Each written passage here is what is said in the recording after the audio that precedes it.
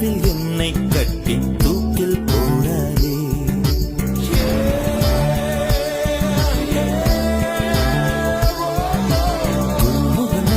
குல்முகர் மலரே கொல்ல பார்க்காதே. உன் துப்பட்டாவில் என்னை கட்டி